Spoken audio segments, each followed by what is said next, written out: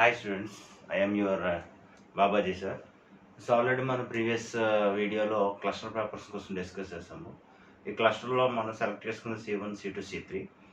C1 organic spectroscopy అన్నాం, C2 అనేసరికి organic synthesis, C3 drugs అనుకున్నాం. అయితే మనం సెలెక్ట్ చేసుకున్న పేపర్ అంటే C2 పేపర్ ఆర్గానిక్ సింథసిస్. యాక్చువల్గా ఆర్గానిక్ సింథసిస్ అంటే న్యూ సింథటిక్ రియాక్షన్స్ యొక్క మెకానిజం ఎక్స్ప్లెనేషన్ చేయాలి. అంటే ఇంతకుముందు మీరు ఇంటర్మీడియట్లో అవ్వచ్చు, degree first year second year అవ్వచ్చు, కొన్ని నియమిత రియాక్షన్ మనం నేర్చుకున్నాం. లైక్ ఆల్డాల్ రియాక్షన్ అని, ఆల్డాల్ కండెన్సేషన్, కెనిజారు, బెంజైన్, అలాగే వుడ్జ్ ఫిటిక్ ఇవన్నీ నేర్చుకున్నారు. అలాగే ఇక్కడ దాంతోపాటు కొంచెం ఇంకా ఎక్స్ట్రా నేమిడ్ రియాక్షన్ మనం నేర్చుకుంటాం.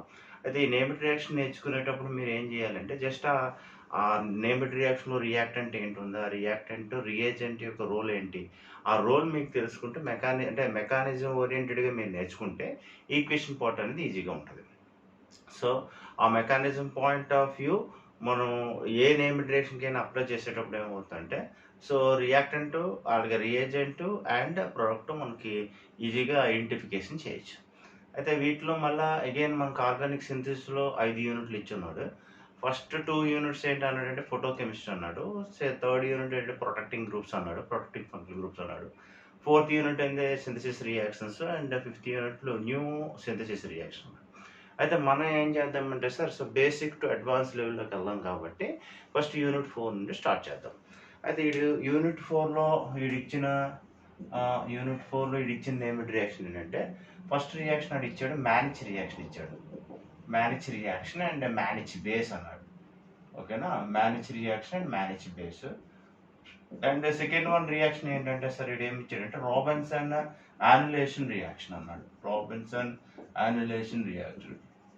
ఓకే, థర్డ్ వన్ సెపెరో రియాక్షన్. ఇవన్నీ రియాక్షన్స్ అన్నీ చాలా బాగుంటాయి. అంటే మన మెకానిజం నేర్చుకుంటే రియాక్షన్స్ చాలా చాలా ఈజీగా ఉంటాయి. And then fourth one Stark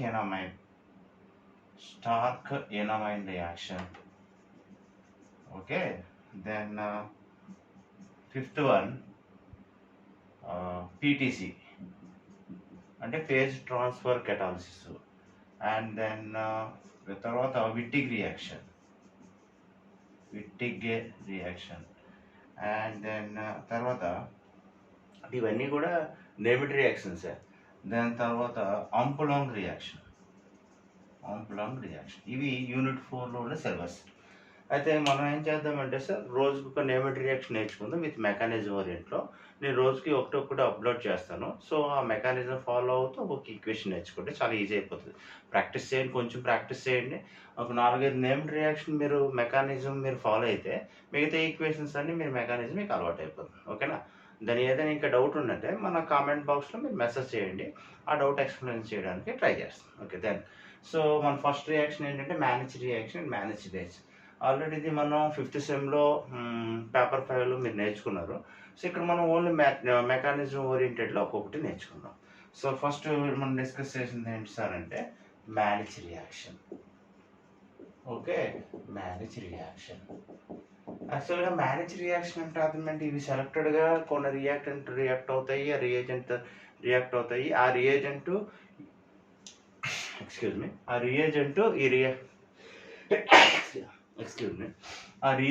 ఈ రియాక్టెంట్తో రియాక్షన్ ఇన్వాల్వ్ అవ్వాలి. సో ఇక్కడ రియేజెంట్ ఏంటి, రియాక్టెంట్ ఏంటి డిస్కస్ చేద్దాం. ఓకేనా, రైట్. సో మ్యానిచ్ రియాక్షన్లో యాక్చువల్గా మనం తీసుకోవాల్సింది ఏంటి సార్ అంటే first of all the reactant is the formaldehyde and then ammonia or primary amine and then secondary amine. And then when formaldehyde is react with an ammonia or a primary amine or secondary amine and is also react with alpha hydrogen containing active compound. Active compound అంటే అర్థమంటే with driving group ఉండాలి. With driving group పక్కన alpha carbon ఉంటుంది. Alpha carbon దగ్గర hydrogen ఉంటుంది. So alpha hydrogen containing active compound. Alpha hydrogen containing active compound అంటే మీరు ఏదైనా తీసుకోవచ్చు, నేను ఇది తీసుకున్నా. దీన్ని సైక్లోహెక్సనోన్ అంట. సో ఇది విత్ డ్రైవింగ్ గ్రూప్. ఈ పక్కన పొజిషన్ ఆల్ఫా అంట, ఇది ఆల్ఫా అంటాము. ఈ ఆల్ఫా పొజిషన్లో ఏముంటుంది సార్ అంటే ఇక్కడ హైడ్రోజన్ నుంచి ఇక్కడ హైడ్రోజన్ ఉంది, ఇక్కడ హైడ్రోజన్ ఉంది. మనకి ఏ హైడ్రోజన్ వీలైతే ఆ హైడ్రోజన్ మనం ఈజీగా తీసుకోవచ్చు. అంటే ఏం చేయాలి అసలు మ్యానేజ్ రియాక్షన్ అంటే అర్థం ఏంటి? రియాక్టెంట్లో ఫస్ట్ తెలియాలి. ఏంటి రియాక్టెంట్ అంటే formaldehyde is react with ammonia. అమోనియాతో రియాక్ట్ అవ్వచ్చు, ప్రైమరీ ఎమిన్ అవ్వచ్చు, సెకండరీ ఎమిన్ అవ్వచ్చు, టెర్షియరీ ఎమిన్తో రియాక్ట్ అవ్వదు. అది ఎందుకు రియాక్ట్ అవ్వదండి సార్? ఈ చూడండి, ఈ హైడ్రోజన్ నైట్రోజన్ కనెక్ట్ అయింది, ఇక్కడ నైట్రోజన్ కనెక్ట్ ఇక్కడ ఉంది. అదే టెర్షియరీ ఎమిన్ అనుకోండి, హైడ్రోజన్ ఉండదు. So that tertiary amine does not react with manage reaction. ఇవి ఆబ్జెక్ట్ ఎగ్జామ్ రాసేటప్పుడు ఎలాంటి క్వశ్చన్స్ అడుగుతాడు. సో మనకి ఒక థియరీ బేస్డ్ కాబట్టి జస్ట్ ఈక్వేషన్, రియాక్టెంట్, మెకానిజం మీరు ఫాలో అయితే సరిపోతుంది. దెన్ సో ఇది సైక్లోహెక్సేన్ ఆల్ఫా హైడ్రోజన్ కంటే యాక్టివ్ ఫంక్షన్ గ్రూప్. యాక్టివ్ ఉండడానికి కార్బన్ గ్రూప్ అవసరం లేదు, నైట్రో గ్రూప్ ఏదైనా తీసుకోవచ్చు, కానీ ఆల్ఫా హైడ్రోజన్ ఉండాలి. సో ఈ రియాక్టెంట్ ఇన్ ప్రెజెన్స్ ఆఫ్ దేంతో రియాక్ట్ అవుతాయి సార్ అంటే సిస్టిక్ మీడియం కాన్సన్ట్రేషన్తో రియాక్ట్ అవుతుంది. రియాక్ట్ అయ్యేటప్పుడు ఏమవుతుందో సో రెస్పెక్ట్ ప్రొడక్ట్ వస్తుంది, ఆ ప్రొడక్ట్ మనం దగ్గర. సో ఆ ప్రొడక్ట్ కోసం మనం ఏం చేయాలంటే సార్ ఫస్ట్ మన మెకానిజం ఫాలో అవుతూ ప్రొడక్ట్ కోసం మనం ఎక్స్ప్లెనేషన్ చేయగలగాలి. సో ఏంటో మెకానిజం యాక్చువల్గా చాలామంది స్టూడెంట్స్ ఏం చేస్తారంటే మ్యానేజ్ రియాక్షన్ అంటే ఒక పెద్ద మ్యాటర్ చెప్పేస్తారు. ఏంటి? When the formaldehyde is react with ammonia, primary amine and secondary amine is or react with alpha hydrogen content active compound in the presence of concentration HCl to give the respective product అని చెప్పి పెద్ద matter చెప్తే అప్పుడు equation ఒక్కొక్కటి by heart చేస్తే రాస్తారు. అందువల్ల చాలామంది మర్చిపోతారు. కానీ మనం ఇక్కడ చేయాల్సిన పని ఏంటి సార్ అంటే ఫస్ట్ రియాక్టెంట్ ఏంటి అవసరం ఉంటుంది, ఆ రియాక్టెంట్తో మెకానిజం ఫాలో అయిన తర్వాత ప్రొడక్ట్ ఏమొస్తుంది, అదైతే అప్పుడు మనం ఈక్వేషన్ ఎలాగైనా రాసుకోవచ్చు ఈజీగా. దెన్ ఫస్ట్ మనం ఏం తీసుకుంటుంటే మెకానిజం. రైట్, ఈ మెకానిజం ఫస్ట్ మనం ఫార్మాల్డిహైడ్ తీసుకోండి, ఫార్మాల్డిహైడ్. నెక్స్ట్ ఇక్కడ ఏమన్నాడు? అమోనియా కానీ, ప్రైమరీ ఎమిన్ కానీ, సెకండరీ ఎమిన్ కానీ ఏదైనా తీసుకోవచ్చు. మనం సెకండరీ ఎమిన్ తీసుకుందాం. Secondary amine is react. Secondary amine అంటే అర్థం ఏంటి? నైట్రోజన్ ఉన్న 3 బాండ్స్లో 2 R గ్రూపులు కనెక్ట్ అవుతాయి, ఒకటి హైడ్రోజన్.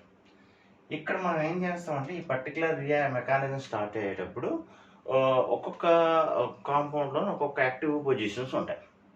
సో యాక్టివ్ పొజిషన్ ఏంటి సార్ అంటే ఫర్ ఎగ్జాంపుల్ ఫార్మాల్డిహైడ్ చూస్తున్నారు అనుకోండి, ఇక్కడ సింగిల్ బాండ్ ఉన్నాయి, డబుల్ బాండ్ ఉన్నాయి. సింగిల్ బాండ్ కన్నా డబుల్ బాండ్ అనేది ఈజీగా బ్రేక్ అయిపోతుంది కాబట్టి డబుల్ బాండ్ ఈజీగా మనం పాలరైజ్ చేస్తాం. ఈ డబుల్ బాండ్ అంటే డబుల్ బాండ్ ఉన్న పై ఎలక్ట్రాన్స్ ఎటువైపు పాలరైజ్, ఇక్కడ నుంచి క్వశ్చన్ మార్క్స్ వేసుకోవాలి. ఒకటి డబుల్ బాండ్ ఉన్న పై ఎలక్ట్రాన్స్ ఎటు మూవ్ చేస్తాం, ఆక్సిజన్ కార్బన్ అంటే కార్బన్ కన్నా ఆక్సిజన్ మోర్ ఎలక్ట్రాన్ నెగిటివ్ కాబట్టి the pi electrons move towards oxygen. Then oxygen having a negative charge and carbon having a positive charge. Again మళ్ళీ దీంట్లో active position ఏంటి sir అంటే nitrogen దగ్గర ఏమున్నాయి? లోన్ పెయిర్ ఫ్యాక్టర్స్ ఉన్నాయి. Lone pair factors ఉన్నాయంటే it is taken as a negative charge, ఎందుకంటే electrons is negative charge కాబట్టి loan pair factors negative charge కింద తీసుకోవచ్చు. జస్ట్ ఇప్పుడు ఈ నెగిటివ్ చార్జ్ అనేది దేనికి కనెక్ట్ అవ్వచ్చు అని అంటే ఈ కార్బనల్ కార్బన్ ప్లస్ కనెక్ట్ అవ్వచ్చు. Excuse. So carbonyl carbon connect అవ్వచ్చు అంటే అక్కడ మీరు పాయింట్ ఆఫ్ ఇంట్రెస్ట్ మీరు చూసుకోవడమే. లోన్ పెయిర్ ఫ్యాక్టర్స్ దేనికి కనెక్ట్ అవుతుంది? కార్బనల్ కార్బన్ ప్లస్ కనెక్ట్ అవుతుంది. ఈ కార్బన్ కార్బన్ కనెక్ట్ అయ్యేటప్పుడు మళ్ళీ ఇక్కడ మన ప్రొడక్ట్ ఏమొస్తుంది? జస్ట్ ఈ రెండు యొక్క రియాక్షన్ చూసి ఇది ఫార్వర్డ్ చేయండి సార్. అంటే ఇక్కడ ఏం మిగిలింది? ఇక్కడ CH కార్బన్, హైడ్రోజన్, హైడ్రోజన్, ఇక్కడ రైట్ సైడ్ ఉన్న హైడ్రోజన్ డౌన్లో తీసుకురండి. అంటే మనం కన్వీనియంట్ బేస్ చేసుకొని పైన ఏం మిగిలింది? Oxygen minus. సో ఈ కార్బన్ ప్లస్కి నైట్రోజన్ కనెక్ట్ అవుతుంది కదా, నైట్రోజన్ కనెక్ట్ చేయండి. ఈ నైట్రోజన్ వల్ల ఏమున్నాయి సార్? R గ్రూప్స్ ఏమున్నాయి? 2 R గ్రూప్స్, హైడ్రోజన్ ఉంది. అగైన్ ఏమన్నాను? ఇక్కడ loan pair factors negative charge కింద తీసుకోండి, ఇది పాజిటివ్ చార్జ్ కాబట్టి ఈ రెండింటి మధ్య ఇన్ బిట్వీన్ దగ్గర ఒక ఎక్స్ట్రా బాండ్ ఫామ్ అవుతుంది. ఎప్పుడైతే ఈ ఎక్స్ట్రా బాండ్ వస్తుందో బ్యాలెన్స్ చెక్ చేసుకోండి. సో నైట్రోజన్ బ్యాలెన్స్ యాక్చువల్గా 3 వస్తుంది, ఇక్కడికి వచ్చేసరికి ఏమవుతుంది సార్ అంటే యాక్చువల్గా 1 సెకండ్. సో యాక్చువల్గా ఇక్కడికి వచ్చేసరికి loan pair factors single bond connect అయ్యింది. అంటే నైట్రోజన్కి ఏ చార్జ్ వస్తుందంటే లోన్ పెయిర్ ఫ్యాక్టర్స్ వస్తుంది. లోన్ పెయిర్ అంటే యాక్చువల్గా 3 బాండ్స్ కదా బ్యాలెన్స్, ఇక్కడ 4th బాండ్ ఉంది కాబట్టి నైట్రోజన్ దగ్గర ఏ చార్జ్ వస్తుంది? పాజిటివ్ చార్జ్ వస్తుంది. ఓకేనా? సో ఎప్పుడైతే పాజిటివ్ చార్జ్ వస్తుందో ఆ పర్టికులర్ పాయింట్ మళ్ళీ న్యూట్రలైజ్ చేయాలా. అంటే ఇక్కడ ఏమవుతుందంటే సార్ మెకానిజంలో సో ఏదైతే యాక్టివ్ పొజిషన్ చూసుకుంటాం ఆ యాక్టివ్ పొజిషన్ మనం పాలరైజ్ చేస్తాము, డెఫిషియన్సీ చూసుకుంటాం, దాంతో కనెక్ట్ చేస్తాము, వచ్చే రిలేటెడ్ అంటే రెస్పెక్టివ్ ప్రొడక్ట్ మళ్ళీ స్టెబిలైజ్ చేయాలి. స్టెబిలైజ్ చేయాలంటే మళ్ళీ చార్జ్డ్ పార్టికల్స్ లేకుండా చేయాలి. అంటే చేయాలంటే మళ్ళీ యాక్టివ్ పొజిషన్ చూసుకోవాలి. సో అగైన్ మళ్ళీ ఈ పర్టికులర్ పాయింట్లో మళ్ళీ మీకు ఏమవుతుంది సార్ అంటే మళ్ళీ అక్కడ నైట్రోజన్ దగ్గర పాజిటివ్ చార్జ్ ఉంది కాబట్టి న్యూట్రల్ చేయాలి. న్యూట్రల్ చేయాలంటే మళ్ళీ ఏం చేయాలి? ఇక్కడ ఉన్న 2 ఎలక్ట్రాన్స్ నైట్రోజన్ వైపు షిఫ్ట్ చేయాలి. షిఫ్ట్ చేస్తే H+ బయటికి పోతుంది, H+ ఆక్సిజన్ మైనస్ కనెక్ట్ అవుతుంది. కనెక్ట్ అయ్యేటప్పుడు మళ్ళీ మన ప్రొడక్ట్ ఏమొస్తుంది చూడండి, కార్బన్, హైడ్రోజన్, ఈ H+ ఇక్కడ కనెక్ట్ చేసేయండి, ఎందుకంటే ఇక్కడ H+ పోతుంది, ఆక్సిజన్ మైనస్ అట్రాక్ట్ చేసుకుంటుంది. అండ్ ఇక్కడ నైట్రోజన్ దగ్గర R and R. Okay, so ఇక్కడ మళ్ళీ ఈ కాంపౌండ్ ఏమైంది, న్యూట్రల్ అయిపోయింది, అది నెగిటివ్ చార్జ్ స్టెబిలైజ్ చేస్తాం.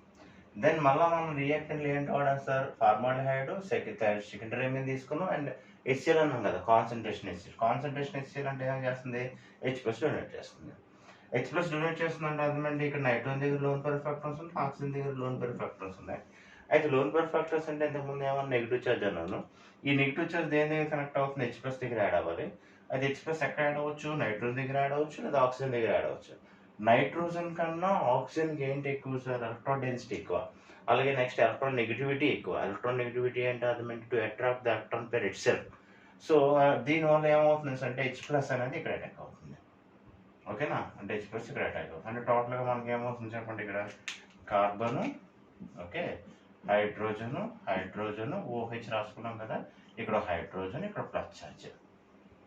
ఓకే, ఎందుకంటే ఎలక్ట్రాన్ డెన్సిటీ ఉన్నది గ్రూప్ డెఫిషియెంట్ దగ్గరికి వెళ్తుంది.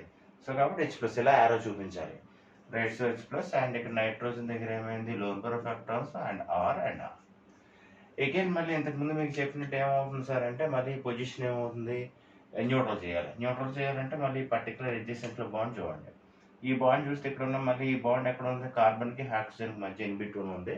కార్బన్ కన్నా ఆక్సిజన్కి ఎలక్ట్రాన్ ఎక్కువ కాబట్టి ఈ 2 ఎలక్ట్రాన్స్ దేని అయిపోతుంది, ఆక్సిజన్ అయిపోతుంది.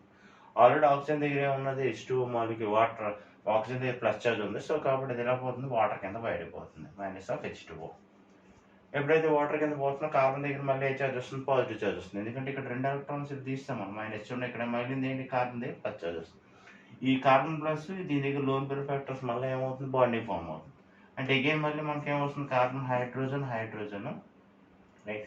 కార్బన్కి నైట్రోజన్కి ఆల్రెడీ ఇన్ బిట్వీన్ ఒక బాండ్ ఉంది. ఇక్కడ లోన్ పేర్ ఆఫ్ ఎలక్ట్రాన్స్, ఇక్కడ ఉన్న పాజిటివ్ చార్జ్ కలిపి ఎక్స్ట్రా బాండ్ వస్తుంది. ఇక్కడ ఉన్న నైట్రోజన్కి R అండ్ R. ఓకేనా. అలాగే నెక్స్ట్ మళ్ళీ ఇక్కడ నైట్రోజన్ బ్యాలెన్స్ చెక్ చేసుకుంటే యాక్చువల్గా 3 వస్తాయి, ఇక్కడ 4 వచ్చాక మళ్ళీ నైట్రోజన్ దగ్గర చార్జ్ వస్తుంది, పాజిటివ్ చార్జ్ వస్తుంది. దీన్ని ఏమంటాం సార్ అంటే ఇమీనియం అయాన్ అంటాం. Okay, iminium ion. ఓకే, ఇది మోర్ రియాక్టివ్. ఎందుకు మోర్ రియాక్టివ్ అంటే మళ్ళీ పాజిటివ్ చార్జ్ ఉంది కదా. అగైన్ ఇది దేంతో రియాక్ట్ అవడానికి రెడీ అవుతుంది, మనం ఈ 3 వాడాం కదా, కార్బనల్ కాంపౌండ్ ఉన్నది అంటే ఆల్ఫా హైడ్రోజన్ కంటే యాక్టివ్ కాంపౌండ్ ఉంది, దాంతో రియాక్ట్ అవ్వడానికి ట్రై చేస్తుంది. ఓకేనా. సో ఇది మనకి ఏమనుకుంటాం సార్ మెకానిజంలో స్టెప్ 1 అనుకుంటాం, రైట్. సో స్టెప్ 1లో చేసిన ప్రాసెస్, స్టెప్ 1లో వచ్చిన ప్రోడక్ట్ని ఏం చేస్తామంటే ఈ carbon active hydrogen containing, so alpha hydrogen containing active carbonyl కాంపౌండ్తో రియాక్ట్ చేస్తాం. రియాక్ట్ చేసేటప్పటికి ఏమొస్తుందంటే అంత ఏదో ప్రోడక్ట్ వస్తే ప్రోడక్ట్ నేమ్ పెట్టండి, దాన్ని ఏమంటాం సార్ అంటే మ్యానిచ్ రియాక్షన్ అంటాం. ఓకే, ఒకసారి దీన్ని స్క్రీన్ షాట్ తీసేయండి.